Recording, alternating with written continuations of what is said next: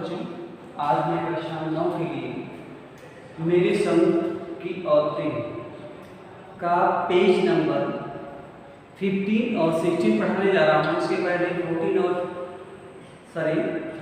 14 मैं पढ़ा चुका हूँ। आज 15 और 16 पढ़ाऊँगा। आप लोग इसको ध्यान से देखिए। आप जहाँ तक उनके पिता का संबंध था, पिता तो बहुत ही, जबकि उनका रहना सर विचार तो बहुत ऊंचे थे, लेकिन एक जीवन था जो उनका बिल्कुल सादा था, सामान्य जीवन था उनका। तो आप कहने का मतलब यहाँ पे अपनी जो उनकी पत्नी थी, उनके पिता की बातें, उनके नाना की बातें यहाँ पर की जा रही थी, ठीक है। अब लेखिका यहाँ पर अपने माँ के संदर्भ में बता रही है, लेखिका अपने माँ के संदर्भ में बता रही है। आप इसको देखिए। अब यहाँ पर देखिए, खैर इस तरह मेरी माँ की शादी ऐसे पढ़े लिखे होनहार लड़के से हुई जिसे आज़ादी के आंदोलन में हिस्सा लेने की अपराध में ICS के इम्तिहान में बैठने से रोक दिया गया था और उसकी जेब में पुश्तैनी पैसा ढेला एक नहीं था।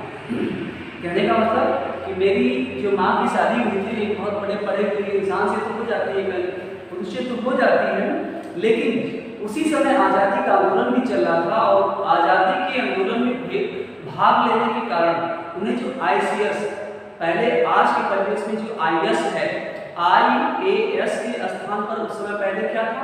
ICS था, ICS था। तो इंडियन सिविल सर्विस था, आज हो गया इंडियन एडमिनिस्ट्रेटिव सर्विस हो गया है। तो उसका स्वरूप बदल गया, लेकिन स्वरूप बिल्कुल एक ही है। नाम थोड़ा सा परिवर्तन हुआ है, लेकिन स्वरूप जो उसका एक ही है। तो जिस उन्होंने जेल में डाला गया उनके पास एक भी पैसा नहीं था। माँ बेचारी अपनी माँ और गांधी जी के सिद्धांतों के चक्कर में सादा जीवन जीने और ऊंचे ख्यालों में रहने पर मजबूर थी। कहने का मतलब जो हमारी थी सिद्धांतवादी व्यक्ति महिला थी, सिद्धांतवादी महिला थी और वो गांधी जी के विचारों पर चलने वाली थी और सादा जीवन और उच्च विचार, इस सादा जीवन और उच्च विचार के अनुसार ही अपने आप को चलाती थी और उसके बताए निर्देश पर ही चलती थी, अर्थात ऊंचे ख्यालों को अपने पास रखती थी। हाल होता यह था कि खादी की साड़ी उन्हें इतनी भारी लगती थी कि कमर चकना खा जाती थी। कहने का मतलब कि चकना खा जाना का मतलब चमक खा जाना, चकना खा जाना का मतलब पहले खादी की साड़ी, जैसे कि मतलब आंदोलन हुआ उसमें खादी की साड़ी वगैरह जो चली थी बहुत ही भारी हुआ करती थी, वजन उसमें हुआ करता था। तो जो पहले हल्की साड़ी पहना, कॉटन या बड़ी साड़ी की साड़ी पहना हुआ, अगर उसे अचानक भारी साड़ी पहना दी जाए तो सीधी सी बात उनके लिए प्रॉब्लम होगी, समस्याएं होंगी। और वही कारण था कि जब वो खादी की साड़ी पहनती थी उनकी कमर चकना अर्थात मतलब टेढ़ी हो जाती थी, अर्थात उसमें चमक आ जाती थी। रात भर जागकर उठे उसे पहनने का अभ्यास करती, जिसे दिन में शर्मिंदगी न उठानी पड़े। कहने का मतलब साड़ी पहनने की जो ढंग होता था उसे पहनने के लिए पूरा रात जाकर पहनने के लिए अभ्यास करती थी, क्योंकि सुबह जब लोग उन्हें देखे तो उसे शर्मिंदगी न उठानी पड़ता, उन्हें शर्मिंदा न होना पड़े। वे कुछ ऐसी नाजुक थी जिन्हें देखकर उनकी सास यानी मेरी दादी ने कहा था, हमारी बहू तो ऐसी है कि धोई पोछी और छिके और टांग दी। कहने का मतलब इतना कमजोर से यहाँ पर लिया गया है कि वो इतनी कमजोर थी कि जहाँ जिनको वहाँ रखना चाहो, जैसे भी सेट करना चाहो वहाँ पर वो सेट हो जाएंगे, अर्थात वहीं पर उनको रख दिया जाएगा, ठीक है। मतलब इतना मोटी नहीं थी कि उन्हें कहीं ले जाने या मतलब कहीं बैठाने वगैरह में प्रॉब्लम समस्याएं होती, ऐसी कोई बात नहीं थी। कहने का मतलब बहुत ही कमजोर थी, ठीक है। गनीमत यही थी कि किसी ने उन्हें छीके पर से उतारने की पेशकश नहीं की थी। कहने का मतलब जहाँ से रख दिया था वही थी और वहाँ उस स्थान से उन्हें कोई नीचे लाने का प्रयास नहीं किया था। कहने का आशा यहाँ पर ये होगा कि जो उनका परिवार में स्थान था वो स्थान आज भी बरकरार था और किसी ने वहाँ से उस स्थान से उसे हटाने का प्रयास नहीं किया। अब इसके बाद अगला देखिए, क्यों नहीं? उसकी दो वजह। पहली है कि हिंदुस्तान के तमाम बाशिंदों की तरह, बचने वालों की तरह उनके ससुराल वाले भी साहबों के खासे अभिभूत थे और मेरे नाना पक्के साहब माने जाते थे। कहने का मतलब कि जो परिवेश उनके ननिहाल का था और वही परिवेश उनके घर का भी था। कहने के सामान्य वर्गीय जो परिवार था उनके ननिहाल का भी था और यहाँ का भी था। दोनों लोग मतलब बिल्कुल सामान्यवाद प्रवृत्ति के व्यक्ति थे और इतनी ही बात नहीं थी। और देखिए, बस जाते हुए हिंदुस्तानी थे, बस जात से भी हिंदुस्तानी थे।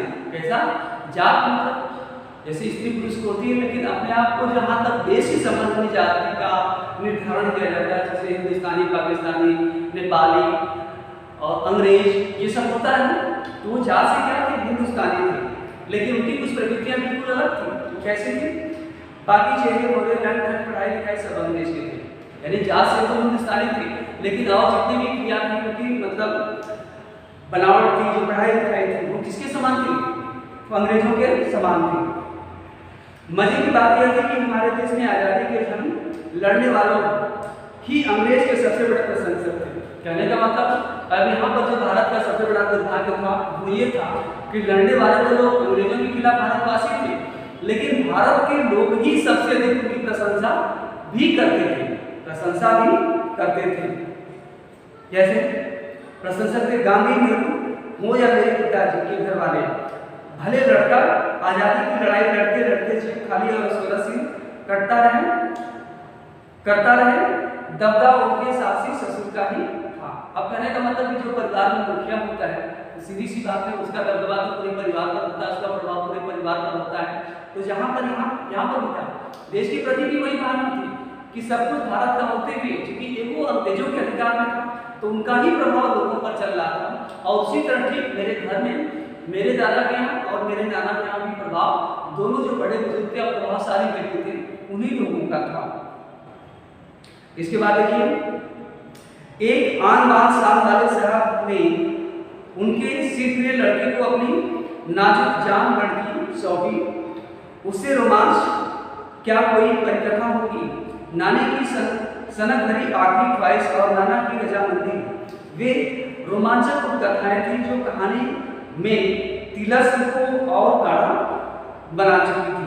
कहने का मतलब कि ऐसे परिवेश में, अपनी माँ की तो बात हम कह रहे हैं, लेकिन जो हमारे माँ थी, माँ के अलावा जो हमारे परिवेश में, यानी हमारी शादी माँ की शादी के लिए बात कर रहे हैं कि वैसे मतलब दबदबे परिवार में एक आन बान शान वाले परिवार से उनकी सिर्फ लड़की को अपनी नाजुक जान लड़की सौंपी, उसे रोमांस क्या और परिकथा हो सकती है।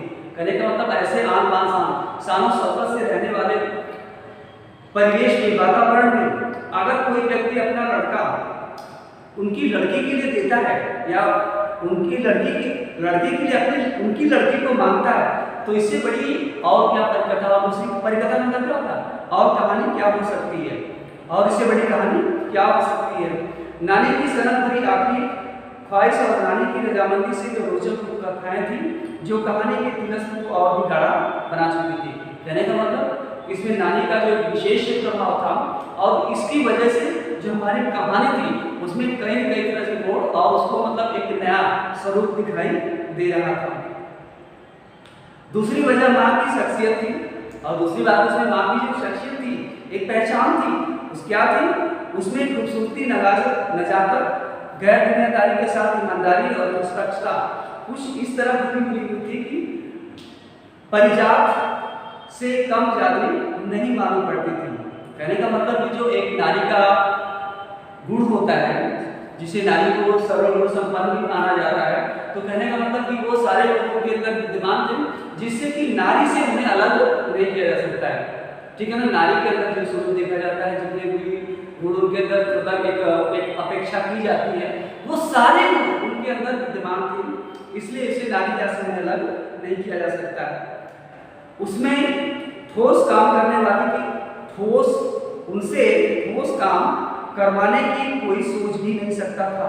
हाँ, हर ठोस और हवाई काम के लिए उनकी जबानी राय जरूरी मानी जाती थी और पत्थर की लकीर की तरह निभाई भी जाती थी।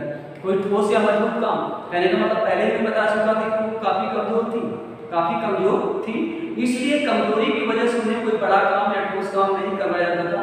लेकिन हाँ, अगर वो कोई काम किसी को बताती थी तो क्या मजाल किसी को उस परिवार में कि उनकी जुबान को कोई काटता या उनके बताए गए काम को कोई नहीं करता, अर्थात सभी लोग उनके बताए गए काम को बहुत सावधानी पूर्वक करते थे। मैंने अपनी दादी को कई बार कहते सुना, हम हाथी पे हल ना जितवाया करते हैं, हम पे बैल हैं। कहने का मतलब हमने दादी से कई बार कहते सुना कि हम हाथी पे हल ना जितवाए, अर्थात कहने का मतलब जिससे जो काम होता है वही उसी से काम किया जाता है। ठीक है, हम पे बैठा था। हम जो व्यक्ति जैसा काम करने वाला होता है उसे वैसा ही काम यहाँ पर करवाया जाता है। बचपन में ही मुझे इस जुमले का भावार्थ समझ में आ गया था जब देखा कि हम बच्चों को ममतालु परिवेश के मामले में मां के सिवा घर के सभी प्राणी मुस्तैद रहते थे। मुस्तैद का मतलब रहते तैयार रहते थे। दादी और उनकी जिठानियां ही नहीं, खुद मर जा पिताजी भी। कहने का मतलब कि जो घर में काम दिया जाता था, घर जब हम लोग बच्चे थे तो जिस घर में हम लोग रहते थे वहां पर जो भी काम किसी को दिया जाता था तो उस काम को करने के लिए सभी व्यक्ति बिल्कुल तैयार रहते थे और उसी समय उन्हें वो काम करके भी देना पड़ता था, चाहे वो उनकी जेठानी, उनकी माँ की जेठानी हो, चाहे उनके मर जाते पिताजी क्यों न हो। अगर जेठानी हो और उनके पिता को भी ये बोला जाता था कि नहीं आपको ये काम इतने समय तक निपटारा करना है, तो वो लोग उस काम को निपटा करके उस समय तक उस कार्य को निपटा देते थे। तो चलिए ठीक है, आज की वीडियो में इतना ही। कल आपको इसके अगले भाग को मैं पढ़ाऊंगा। तब तक ये जो गद्यखंड पढ़ाया गया है आपको, इसके आशय आप लिख करके भेजेंगे।